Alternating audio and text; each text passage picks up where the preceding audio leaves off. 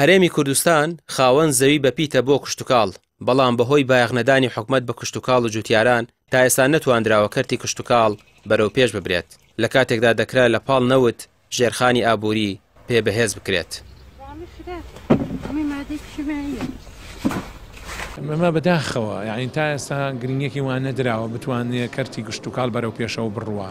بۆیە ئێمە داواکاریمان ئەوەیە کە کەرتی کشتتوکاڵ وەکو هەموو کەرتێکی تر بەڕاستی کاری لەسەر بکرێت، بە تایبەتی کەرتی کشتتوکاڵ، چونکە کەرتێکە ئەتواندرێ وڵاتی پێبژێندرێتەوە. لەگەڵ ئەوەشدا ئێمە ئەتوانین لەم خاکی ئێمەیە چەندین بەرهەمی کشتتوکاڵی لێ دروست بکەین و بەرهەم بهێنین و بتوانین بە شێوەیەکی بەرەفراوان کەرتی کشتتوکاڵ لە هەرێمی کوردستاندا هەموو شوێنەکان بگرێتەوە. کەرتی کشتتوکاڵ ئەتوانین ئێمە کارخانەی استراتیژیدا مەزرێنین بۆ ئەویکەوە ئەو بەرهەمانی هەمانە سوودیان لێ ببین و بیانکەین بە شەربەت لە بواری ترێ یاخود ئەو بەرهەمانی ترکەوا پێویستە بتواندرێ کەوا معمەلی لێدامدرێ و عەسائیری لێ دروست بکرێ بتواندرێ بنێرتە دەرەوە. کابینەی نۆهەمیش هاوشێوەی کابینەکانی دیکە بووە لە پێشخستنی کەرتی کشتتوکاڵدا، لە بواری پیشەسازی کشتتوکاڵیشدا هەروە بووە، بەشێکی زۆر لە کارگەکانیش بە هۆکاری هاوکاری نەکردن و پژویە خستنیان مایە پوچ بوون.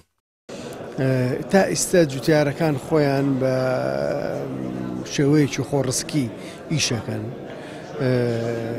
شەریکەیەکی بیانی پێشکەوتو نییە کە حازینەیان بکە، کە دەعمیان بکە، کە ڕێنماییان بکات. بۆیە تا ئێستا کە بەداخەوە لە وڵاتانی تر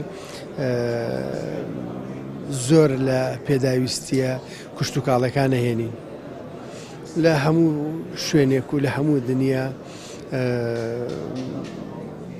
کەم وڵاتەی وەکو ئێمە کە زۆرینەی پێداویستی خۆراکی لە دەرەوە دابین کە لەگەڵ ئەوە ئێمە زەویەکی زۆرمان هەیە، خەڵکمانەیە جوتیارە، خاوەن زەویە، زەویەکی خۆی بەجێڵێ لە وڵاتانی تر لە زەوی کەسێکی تراوەکو کرەکار کارەکات. ئەمە دلیلی ئەوەیە کە حکومەتی هەرێم گرنگی نەداوە بە کشتتوکاڵ. تا ئێستاش هەرێمی کوردستان ناوچەیەکی بەکارهێنەرە سەر ڕایبوونی سەرجەم ڕەگەزە لەبارەکانی بۆ کشتتوکاڵ لە خاک و هەوا و ئاو و ژینگە نەیتوانیوە بە هاوکاریکردنی جوتیاران و بە دەمەهاتنیان داواکاریەکانیان کە ئەرکی خۆیەتی کوردستان بکاتە ناوچەیەکی بەرەمهێن. بە پێچەوانەوە حکومەت لە کەرتی کشتتوکاڵیش هەروەکو کەرتەکانی دیکە شکستی هێناوە. ڕامیار عوسمان، کەناڵی پەیام، سلێمانی.